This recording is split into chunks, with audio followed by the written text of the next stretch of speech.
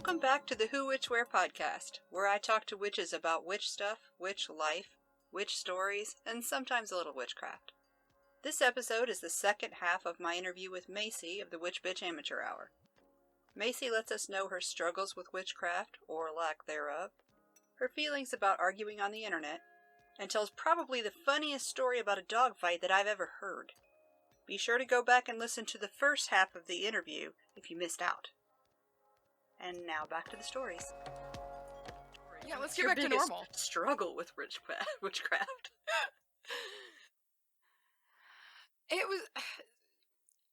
It's an improving thing now, but I am naturally I'm very pragmatic by like nature and sense and spirit. I am so woo. Even as like a 4-year-old, there's like Polaroids of me running around in these woods in a fucking fairy costume as a hobby. That's just what I was into. And that's my nature. And the problem is that when that nature has to compete with really intense physical world demands, it can wilt. And I'm full-time now, but like my previous job, while I enjoyed it, like I really did, like it tested and took every scrap of my rational mind to do it. It was a hard job, it was a demanding job, and it was a job that I had a lot of say in and like consequence in that same vein, And so the longer I was there, the harder and harder and harder it was to reconnect to the metaphysical. And that's my biggest difficulty with witchcraft, is that when I am having to have feet in both worlds, because I think I'm also naturally pretty pragmatic, I will start to slip away kind of into that side. And so while I can feel very, very connected and I believe in the connection, I have to work pretty regularly at it to keep it open. Otherwise, I'll start slipping into what needs to be done, like the very normal, practical business side of life, because I also have that kind of brain. I relate to that. It's a weird mix, it's a weird balance. Right now, I'm just like trying not to die of heat stroke, so yeah, I don't have very much magic to do. Good enough, honestly. Which I do wonder, in the evening time, I bet like the earth has to probably feel pretty buzzy after soaking up so much solar energy in a day. Because I have this idiotic schedule where I have to get up at 3:30 in the morning, I can't go out by the time it's cool, which is probably around 10 or 11. You need to be in bed. I've been asleep for 3 hours. Yeah, you gotta go to bed. Oh, wow. Yeah, so you're pretty much just like only awake for the most part for the scorching heat. Yeah. Yeah, get off at 10 and that's when it's like 103. Awesome. Sweet. Damn. Yeah. But when it's not this 3 months of hell, everything's great here. It's just this 3 months where everything sucks. Yeah, unfortunately, like as the climate is worsening, like summer is something I love very much, and summer here is great. But now summer, because of other places, in like I get worried now. There's a sense of when like June shows up that I'm like, here we go. Like, what's going to happen this year? Like, how many acres are going to burn this year? And how, it's kind of turned into a real, almost like a solemn at the same time of like, all right, let's see where this one takes us. It's kind of scary. Yeah. On that super positive note, what makes you angry about the witch community?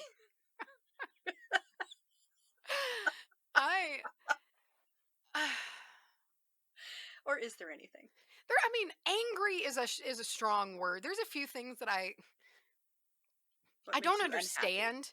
And it's not about the witchcraft community in particular. It's just about, again, I'm a Luddite and I'm also a recluse by nature. And maybe an alien / lizard. So relating to people is not always something that I'm just I can relate to people's emotions because I can feel them, but people's actions confuse me. And I just just like some of like why, and you might be able to help me with this, but like why do people get on witch talk if it just pisses them off? Why? Why do you do it? But I hear that all I the don't, time. They're that's like, why I deleted TikTok that's because I okay. was getting mad. So I was like, well, but I'm also almost 50. TikTok is aimed at people who are younger who don't know that they can just not comment. Well, and I guess that's the thing. It's Plus, I just, grew up without the internet. I was without the internet at this point, maybe not in a couple of years, but at this point, I didn't have internet longer than I did. was that kind of great? No. Really? I have, I mean, very, very small memories of not having like internet. Like we had pretty stable internet when I was about 10, but like we still had dial up before then, but, um, I was sometimes I like wonder. 26 when we got AOL, Oh, and I remember the sound of it dialing up. oh yeah. But that's my answer. I think that, like my niece, she'll continue the conversation when she could just say, okay, and walk away. That's what gets me the most and again, and this is not like completely like just witchcraft community specific, but every community, because I think internet culture has just made people love to fight each Yep. other. And that bothers me a lot because I do see it a lot in the witchcraft community to where it escalates immediately. Like it's like there's not even, it's just people just come out swinging, and that really, it irritates the hell out of me. It really, really does, and like luckily, most of the time, for instance, like in the coven, there's some really interesting educational conversations that can go on over there that don't devolve into chaos. Hmm. Doesn't always happen, but a lot of the times that's how it goes, But every now and again, it's just like I don't, and it's like something's in the water because it's like everyone wants to fight some days, and and I don't know if it's like astrologically connected sometimes, but like every now and again, and it's like not even just in like the coven or whatever, but if it's like I'm on Reddit or anywhere, there will just be periods of time to where no matter where I look, people are fighting, and I'm really sensitive to that. Like I don't like it when people argue. I feel like of all the like empath emotions, anger is probably the worst for me. Even if it's not my own, if I'm just around people who are irritated, it's completely just, and I can like feel that through words, And so if it's just like everywhere I'm looking, people are just fighting each other for no real actual reason other than because they're behind their keyboards and can, like, just be fucking nice. And Yeah. I see that in the witchcraft community all the time. Just snarky, petty bullshit when it's like, what? We are so limited on the amount of seconds that we get in this life. You don't get many, and you don't know when they're going to run out. Like, is this really, truly how you want to spend them? I don't get it. Well, on TikTok at least, I think it's because they haven't been without the internet. That's all they know. And they're Yeah. young and don't realize, hey, I don't have to respond. And I At guess least that's for true. TikTok, I think that's why. To I don't be know about everything else. to be fair, like when I was like a teenager, like 16 through like 19-year-old, I had a pretty big streak of that. Like the I'm right and I'm going to tell you why I'm right and I'm not going to stop until you think I'm right. I gr- you do kind of, hopefully not everybody, but you can grow out of that a little bit, but I will say that yeah, I had a streak of that too when I was a teenager, like big It took time. me like 40 years. I And I still do it sometimes because I can get riled. I have my triggers. I yeah. Well, yeah, like I don't know. It's just if online communication is it online the internet's a place that I've never felt super at home at anyway, and it's like one of those things. It's like as soon as people start fighting, even if it's something honestly that I like care about, I'm disengaging. I'm out. Like it's something about it just really shoots my anxiety through the roof because I don't like people fighting in person, and for some Hmm. reason people fighting online feels the same to me, because it is. And I know that there are two people that don't, and it's worse, to be honest, because these are two people that don't even know each other who are fighting just for the fuck of it. And And there's nothing holding them back from being as nasty as they can be. exactly. And There's so not it's that just like, social agreement where you don't say those things in person. right. And I don't know, I'm super sensitive to it, and I almost shut down. Like, I'll just like put the phone away and just disengage for a while, because I get reminded how people act every now and again on the internet.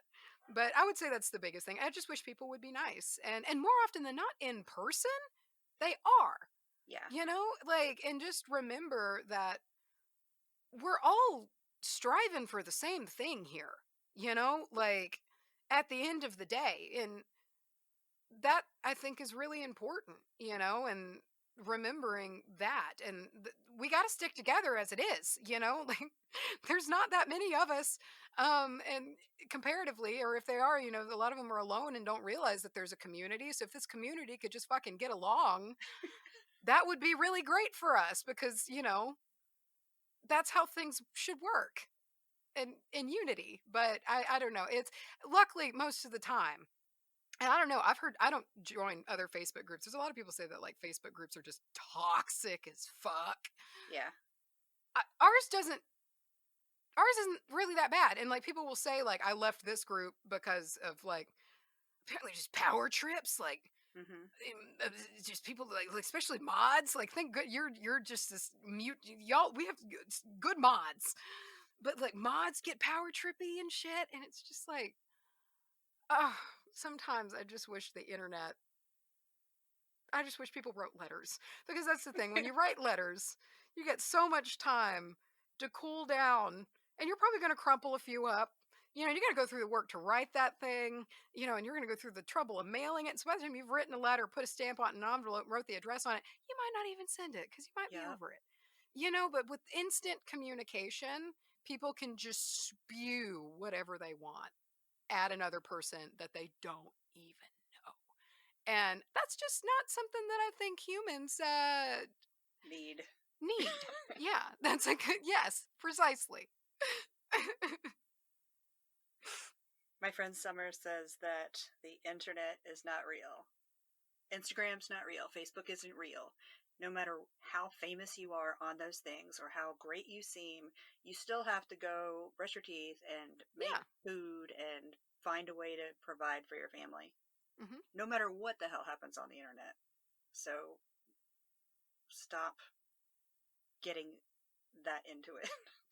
Yeah, exactly. And I think that's another thing too, to where like now, like, that's like the frontier, like, especially like social media and things like that. Like, your marketing is done through there. A lot of businesses are run through there. Like, it's become so integrated, almost as a need.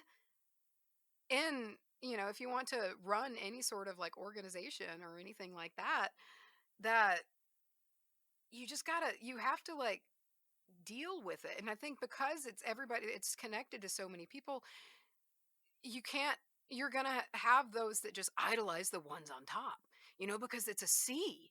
It's a massive sea. And there are just some people, like the really, really big Instagram accounts. And I think that in itself is a fascinating draw for people. Like, just the element of success and the meaning of it in a social media platform, by like, in the meaning of like followers and stuff like that. I think it's like flies to a light. Like, it's because like there's just so many people in the world, and it's like that's the new definition of making it. That's so weird. It's All those weird. little kids who want to be YouTube stars. That's what Say their what? job dream is. All these little kids now say they want to be YouTubers. Yeah. That's what their dream job is. That's weird. Yeah. And it's like possible. And that's I like know, that's and weirder. that's what's crazy. Like, it's, and so, but that said, the problem is that I do think that it just really, if you're not careful, it will dive you into a world that is not real, like you said. It's just completely fictional. And that's a dangerous place to be. That's a dangerous place to be if you struggle from any sort of imposter syndrome as it is. Uh, I feel like, it's, especially like, for instance, like in the witchcraft community, if you just like follow a whole bunch of accounts of people to where every picture they post is just this incredible like ritual costume with like the lines and shit on their nose, and they are in like this beautiful landscape and everything they do is like top notch, you're Aesthetic to probably gonna death. say what? Aesthetic to death. Yeah, you're gonna probably feel a bit inadequate, because if that's your reality, that is what being a witch is, things like that. And I just think it's very important to step away and find out for yourself too, and listen to things for yourself, and just remember at the end of the day that you have a mind of your own, and remember that there's places that exist outside of that, and that's not everything. And I think if that became a bit more normal, just people stepping away, I just think that a lot of the anger would ease. It's just they're so tense. But I don't know. I feel like I sound a lot like a Luddite. I not in this case. Some things, yeah, but not in this. People need to unplug. Yeah. And I love it, dude. I love it. And it makes us probably like shitty business people, but like it's kind of leads to like Charlie and me sometimes take a long time to get things done, way longer than normal. But like sometimes we'll just unplug for a few days and like disappear. And I think that's added to the longevity of the show. In doing so, we don't run ourselves ragged. And every now and again, if we're just both like, we just need to like, and it's like we'll sometimes do it to each other, to where it's like, all right, I'm gonna kind of like go dark for a few days, you know, and that's just how it works. You can kind of step away and do your thing and come back refreshed. And then you come back and your phone is full of knife emojis. Yeah, yeah. Dude, that is so effective. Like, it is amazing. And it's like to the point now to where one of us almost senses it, because it's like immediately after the knives, you get an answer, and that's both parties. It's just like you just know it's coming. As a joke, I kind of wanted to send Charlie a Marco just showing pictures of knives. And just be like, just wanted to say hey. And it's so like, is this how you emoji? yeah, it's so ferocious, but man, it's so effective. And it's like always at the best moments too, like when like I was having just like a day outside away from my phone the day that like they announced the most outstanding Oh, yeah. podcast of the year 2020. And I was just completely oblivious. Then I checked my phone and there's like 14 Marcos and like a million knife emojis. And I was like, something happened.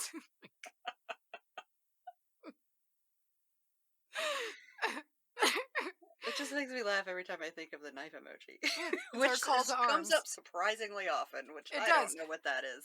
Yeah. I mean, in my personal brain story. It's just so, and it's such an intense knife too. It's like the Mike Myers, like the like the Halloween knife. It's very intense, and it says everything you need without saying it. What is something you wish, well, we might have kind of covered this actually. What is something you wish was discussed more in the witch community? That's a tough question, because there's a lot of things discussed in the witch community. I just wish they were discussed nicer. Differently? But yeah, or I guess just discussed in general, in like the civil way. But that's kind of tricky. I do like bringing forth the discussion of like the not gatekeeping. Um, that's something that I don't like to see, that kind of gatekeeper's attitude of, there was a post about it the other day of someone being like, you're not like a genetic lineage witch. You're not a witch. It's like, that's Dumb. complete and utter horse shit. And you know it. Like, come on. Shit like that. I do, and it's talked about pretty openly, but I do wish that it was like the more known, like, like that it was like the more, because I do think it could be very discouraging or intimidating to someone who has an interest in it, and if that's the first thing they come across, they're just they're done. You know, like I don't like things like that. Like I don't like anything that to where if a because and this is I do have a marketer's mind. Like I'm a creative marketer and I understand like the psychology behind marketing and stuff like that, which is the fun part that I like. And I put myself in the person's shoes because I was there not that long ago. It was only 3 years ago that I was that person, and I put myself in that person's shoes and they find an interest in something, probably online, and read a whole bunch of comments that are just gatekeeping, just hateful bullshit. And I know that happens all the time, and it's like I wish that the it's intimidating right now. Like currently I do feel like it's a little intimidating to put your toe into the community.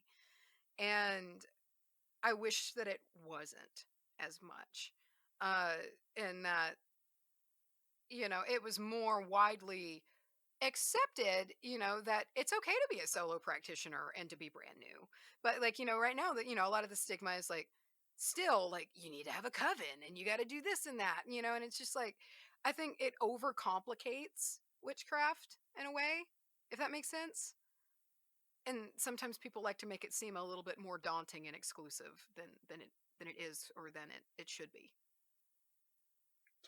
This is interesting because I just did an interview with a new witch, and she says that she feels super welcomed. Well, good. Like I'm glad to hear that. And like I was, my experience was excellent too.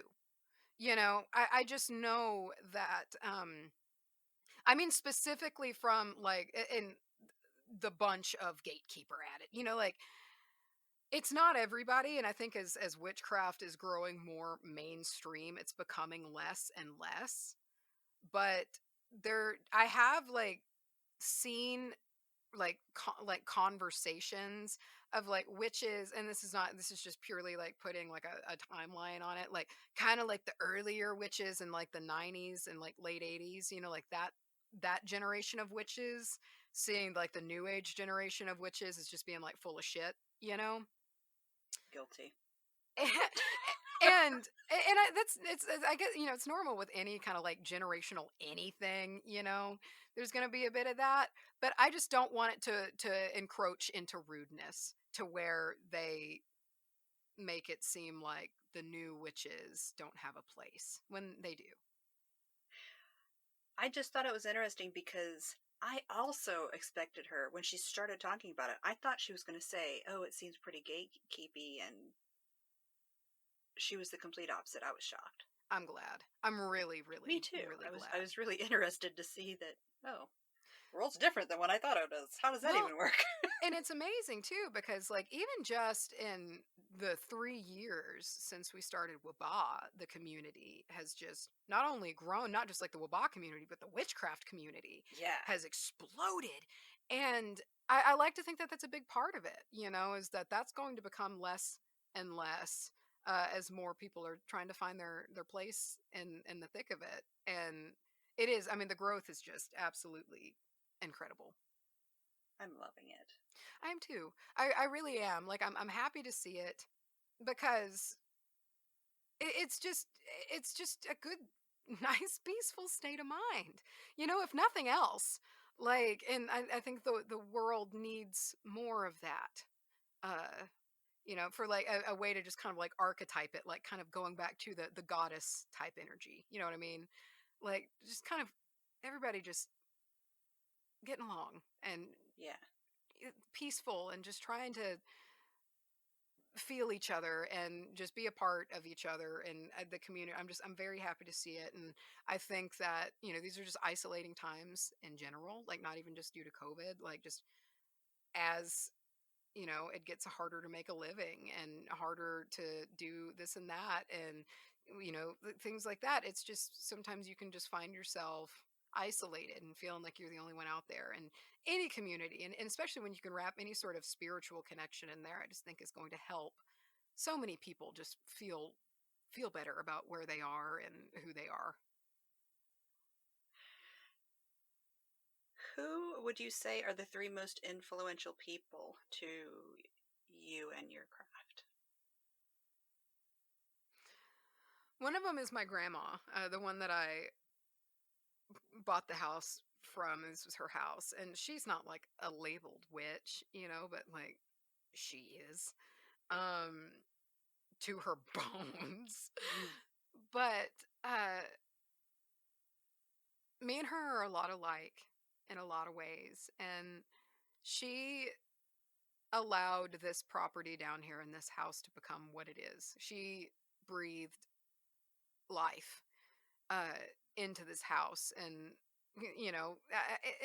it's hard to explain until you're here. But the world's most impeccable, creative homemaker lived in this house for 20 years and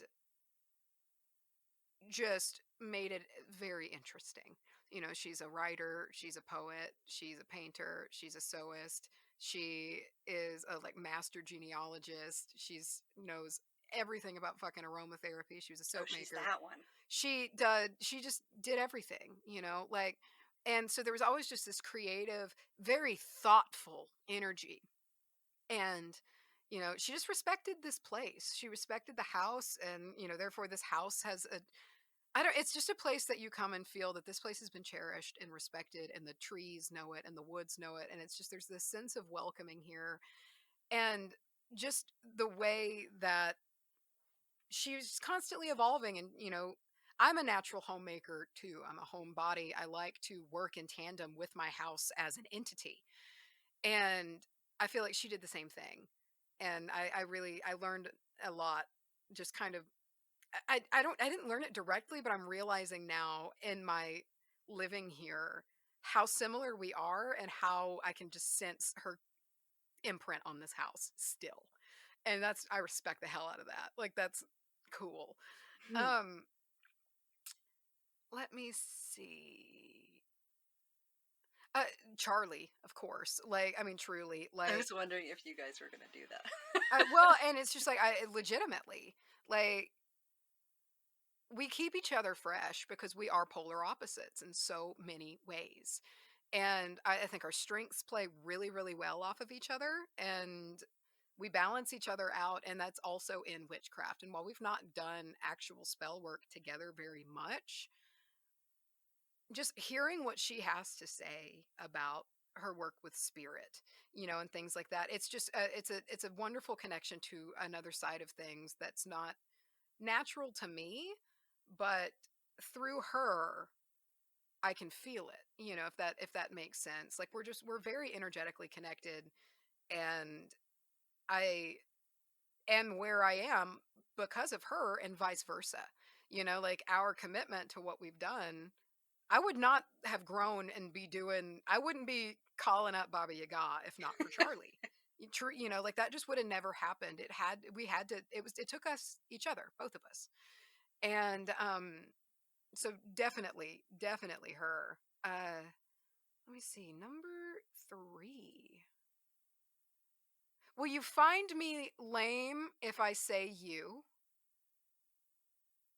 That would be weird, but not lame. Okay, well, I didn't know if you'd be like, Who the hell am kiss I? ass. But seriously though, like, Well, if I was actually like an important person, I would, but who the hell am I? well, but dude, you amaze me all of the time, because, and I think it's, you're so fucking practical in the shit that you do with your spell work, and it's amazing. Like, and I don't always, and for so many reasons, dude. Like, you put out so much content, for one, and I don't know how you do it, and I don't know where you find the time or the energy. And that's not witchcraft specific, but you're just always up to something, dude, and that's amazing. But I don't know, like, just I've learned a lot from you just through This is gonna make me cry. What the hell? well, just in talking, just like our little random Instagram conversations, like, I can just ask you shit, and I know you're gonna have an answer to it, like, you fucking always do. And I just little things I do I know because I've kind of picked them up from you. Like the way that I make my egg powder is exactly the way that you make yours. You know, little things like that. Like I put the extra herbs in it and shit, and it's exactly the same. And just kind of taking that attitude of if you have this, use it. You know, and that's turned into a big part of my practice. And I've just kind of seen you operate in that way of using what you have and trying to become more sufficient, self-sufficient. And I don't know. It's just it's a big part of it. It's very inspiring to me. My gosh, that's thank you. Plus, it's amazing that you literally might actually be our first listener that's not family. We can't pinpoint it actually, but like we have our suspicions, and that's cool. Like that, you know, that's just wild. That's nuts. Like, and I love that. Like, I love that our early crew is still around. Like, I mean, the like you like first 5 listeners are still here, and that just gives me so much hope because like we were talking about the imposter syndrome. Every now and again, I do wonder like, how is this existing? Like, how have we not run this into the ground? And how have we not gotten on y'all's nerves? That's the biggest question that I think a lot. Like, how are y'all not just fucking done with us by 15 minutes into the episode? Because you feel like family. I guess so. I guess so. Well, that's good. We weasel our way into your hearts.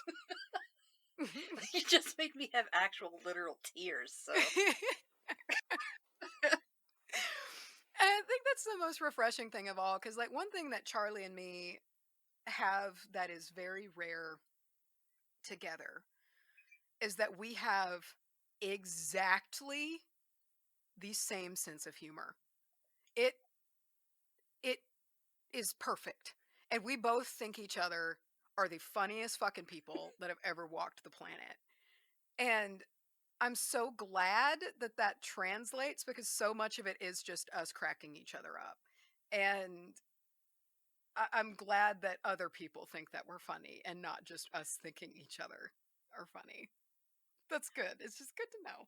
I went and looked when you guys mentioned that you got not 5-star reviews. I was like, how dare you? Who did that? And I went and looked, and I was fucking like, hilarious. Who are you people? And it's like when we what do read you them, want out of your life? like we read them and we're just like, we can't even be mad. We're just like, yeah, you're right. You don't need to listen to us. Like we are not your bag, and I guess that is okay. Exactly. Like I don't think I want to be friends with that person. Yeah. So it's to the point now to where when we get one, it's almost just like a, oh, let's see what the press says today, you know? Like because we're in it now. We're in it. We can't change and suddenly start becoming less obnoxious.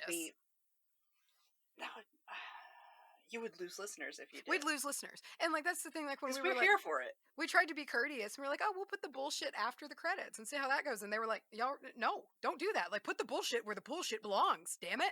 So here we are. Put the bullshit after the credits, but leave the bullshit. There's just extra bullshit at the end. Just put more bullshit. We need more bullshit. And that's wonderful. Because y'all just let us. Y'all just let us run wild with it, and like fucking Rocco and Laser, you know, like it really is like hanging out. I'm just so glad. I really am.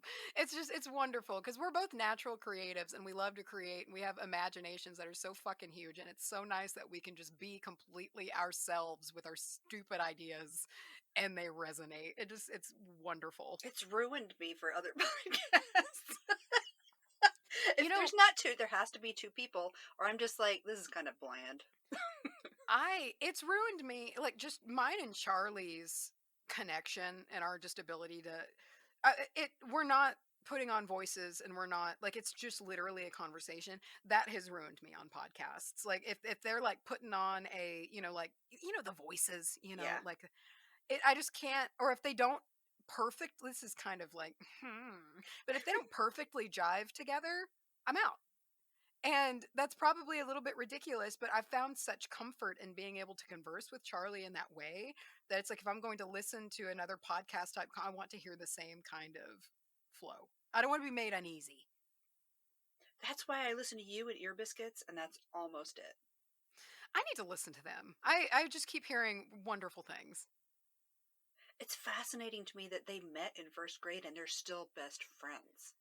That's like fascinating. I don't that's know. like cosmic at that point. I didn't even like my sister for the first 20, 30 years. Yeah, I don't know anyone. I don't communicate with a single, I don't think, person anymore from that young. I mean, that's amazing. I know, it fascinates me. So I kind of have to listen to see, is this still happening? Are y'all still buddies? It's so alien to me. Yeah, yeah, and I'm kind of like a bit of a podcast like Judas. I'm not very loyal, I guess. Like I kind of bounce around a lot depending on my mood and like if I want to hear fiction or if I want to hear, this or that, which I don't know if that's a bad thing that like as a podcaster I should be more avid in my like podcast research and listening to others. But Just be who you are. Yeah, I don't want to do that. I don't. I just don't have it in me to do that. So I listen to my like handful of just like ones that I kind of cycle through and I'll leave them for a few months and I'll come back and I do that. That keeps me good. Keeps my podcast pantry full. Remember how you described what it was like to get back into reading fiction? Oh yeah. I grew up listening to like radio serials on NPR. Oh and yeah. Then back to Red Link again, I can't escape. But they came out with Ronstadt, which is a serial. It feels like that. It's so great. Yeah. I know exactly what you mean. I felt the same way when the first podcast, I'm going to be very cliche right now. The first podcast I ever listened to was Serial. And I was working at my corporate job and I'd never listened to a podcast before. It was 2016. I had never listened to a podcast before and I listened to Serial. And it did sweep me up. Like that medium, like it gave me the same feeling, like that swelling of like excitement the same love of like when I fell into fiction. Like I do remember the first time I fell into like a podcast like that was telling a story, and it did catch me. It's fun. I miss it. Like I'm excited every Tuesday. A new episode of Ronstadt's coming out. What is it? It is it's like a story about a guy who can see a different plane. Oh, so it's fictional. Yeah. Cool. Yeah. Yeah. It's like a serial fan. It's like Lord of the Rings was what I listened to with my dad. Lord of the Rings and Hitchhiker's Guide to the Galaxy. So it's that kind of feel. Cool. Oh, yeah, that's It's not deep like that. Yeah, but it's a story. Yeah. It's a fun story.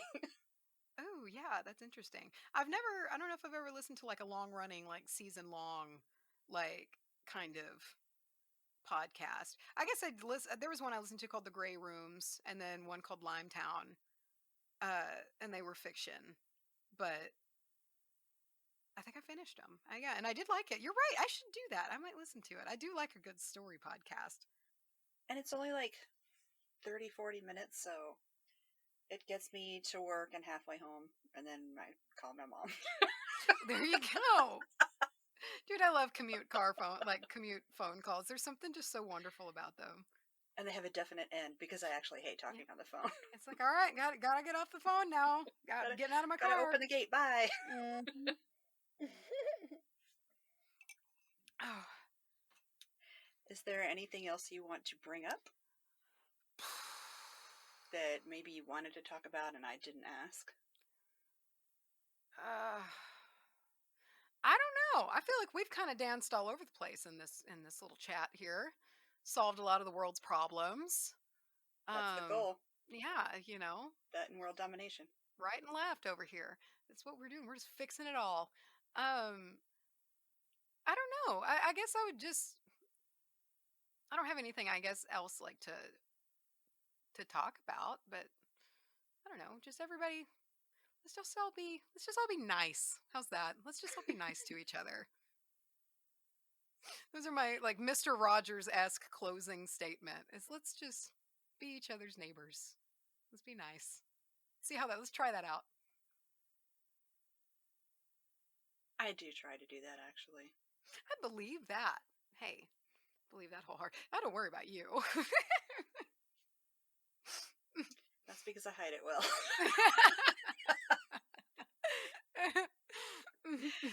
So who do you think I should have on the show next? Not next, but who would you like to have this? Who would you like to hear this kind of conversation from?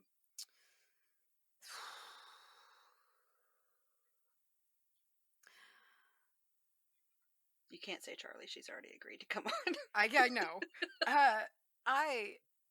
I think it would be pretty cool to hear a conversation between you and Jordan Moon. Oh yeah, I was thinking about asking her. I think that would be fascinating. She's a fascinating person to talk to anyway. I think that would be a really good conversation.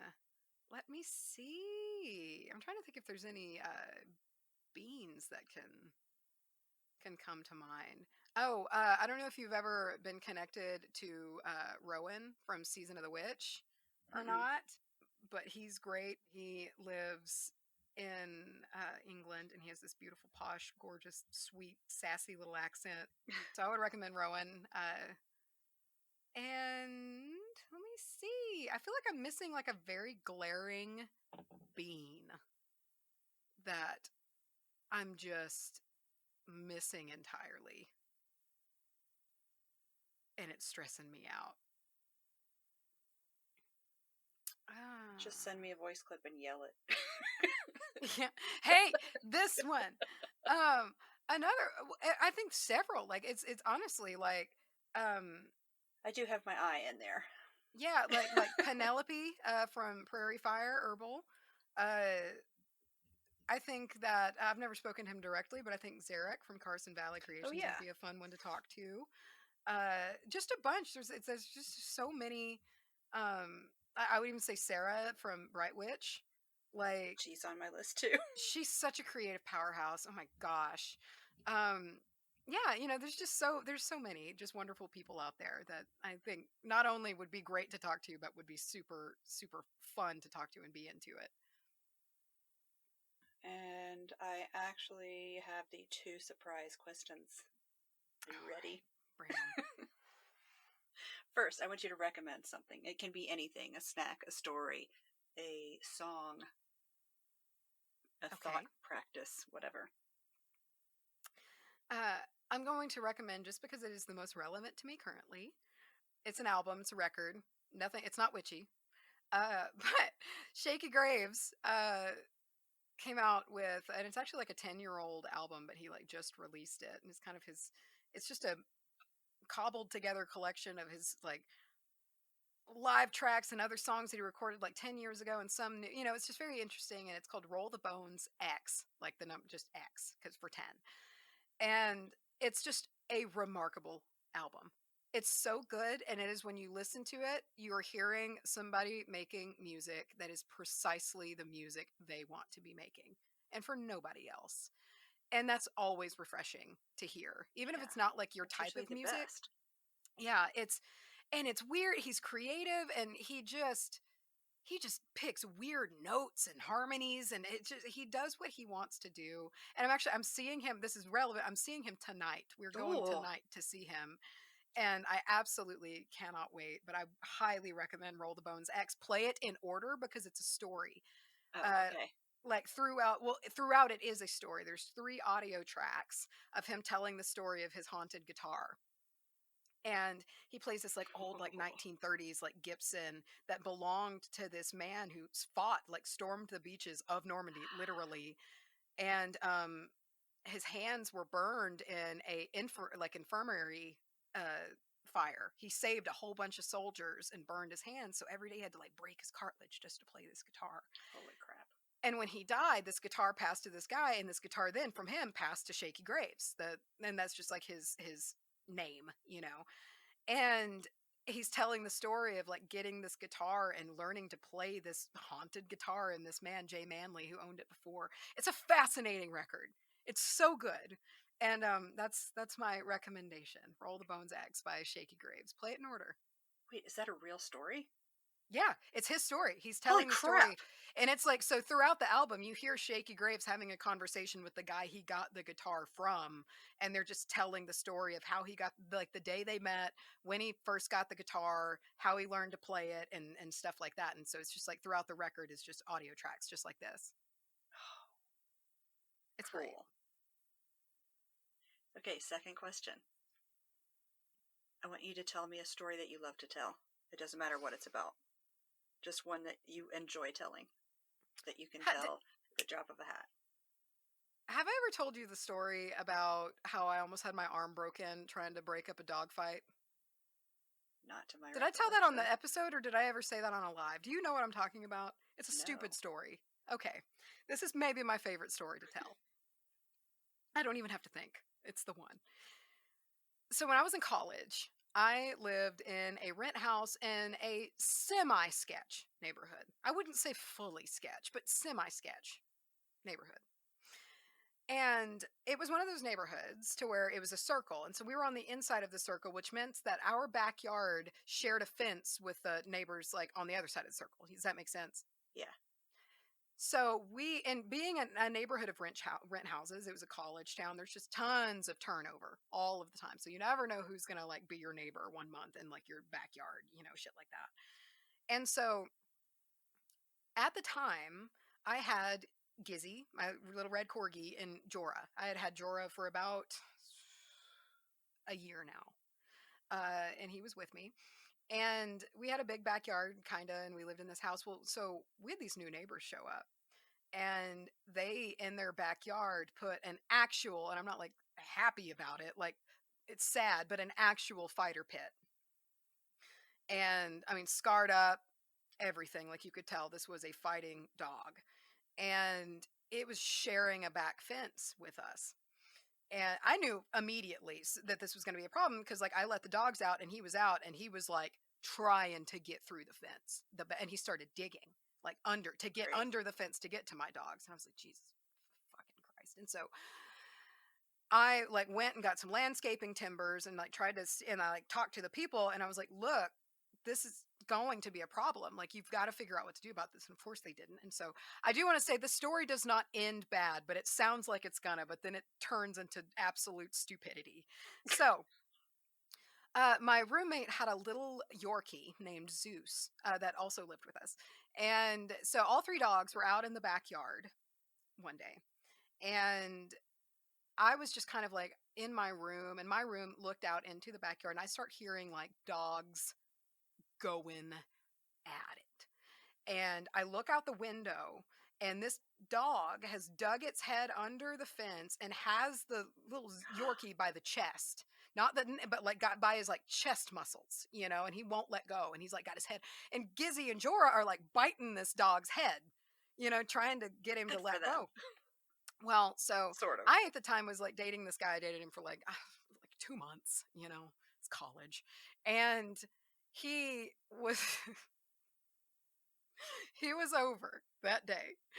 And so I see this start happening and I just yell some sort of expletive noise to get everybody's attention that something was wrong. And so who was in the house at the time was me, the ex-boyfriend, and the co-owner of the dog, the boyfriend, not the girlfriend whose actual dog it was, but like he had the dog through extension, Step parent.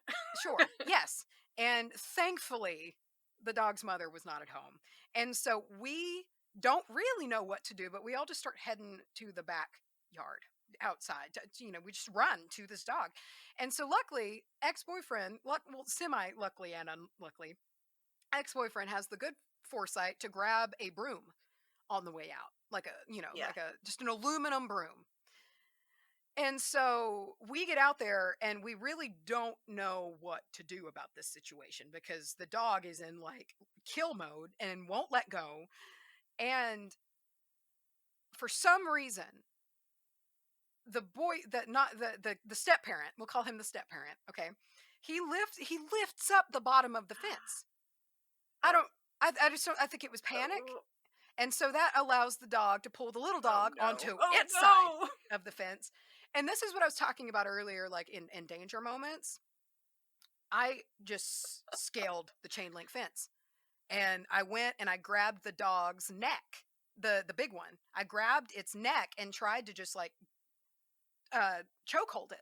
Something, it was bigger than I was, but it was just like I wasn't even thinking. And that was the same thing in that moment with my arm around its neck. I was like, well, this was fucking stupid, And so then, as because it was a stupid idea, boyfriend jumps the fence, and I like to think, because I just because of what happened afterwards, I paint this in my mind, even though I don't think this happened at all. But I like to think he like scaled the fence and he landed in like an action hero pose, and and he rears back with all of his. He's got this broom, right?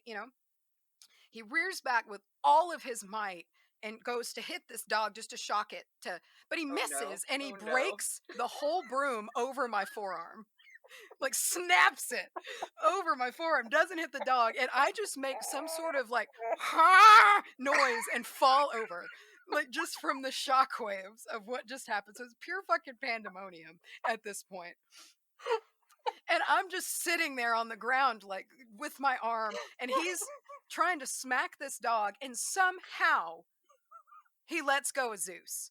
And so I grab Zeus with one fucking arm, but then the problem is I can't climb the fence because he deadened my arm. Mm-hmm. I couldn't climb the fence. And so I'm stuck with this dog, and I handed the dog to the step parent. And so then this boyfriend just comes, and it's like, it was just, the road to hell is paved with good intentions. And so he goes to push me over the fence, but he launches me over the fence, and I land again on said arm. And I'm so fucking pissed. So angry at this point. And so, I mean, the dust settles finally, and Zeus, we take him to the vet, and he's incredibly okay. It's amazing. And so it's like the dog just happened to bite him right in the chest. You know where dogs have loose chest skin? That's all it was. And so it's like all he did was kind of like, because he bit him in that loose part, it just kind of jiggled around and it like tore some muscles, but there wasn't even like any blood hardly. But so we're at the vet's office, and I don't think I'm white from shock, but I am white from adrenaline and the worst goddamn pain in my left arm ever. And I am seething about it. And so I'm just sitting there, and I've got my arm, and I just had to look like hell on wheels because the vet looks at me and is like, do you want some ice, or can we get you anything? We're at the vet's office. And so the vet gives me an ice pack, and I'm just sitting there fuming. And I later find out that it was pretty much, I got a bone bruise from that shit. And it's one of my favorite stories because it's just stupid. It's just everything about it is stupid. The actions, it was all a bad idea. But luckily, Zeus the Yorkie survived to live a happy life. That's everything I wanted to see. Well, thank you so much for agreeing to talk to me and come on the show. Do you want to go over socials again, or just I can throw them in at the end? Okay, yeah. Just whenever. Do it. I'm bad at this kind of thing. And again, I guess if you listen to this and you're into it, you can catch and Charlye, my co-host, will be doing one of these as well. So if you want to get a taster of both of us before you just put both feet in, hey, I get it.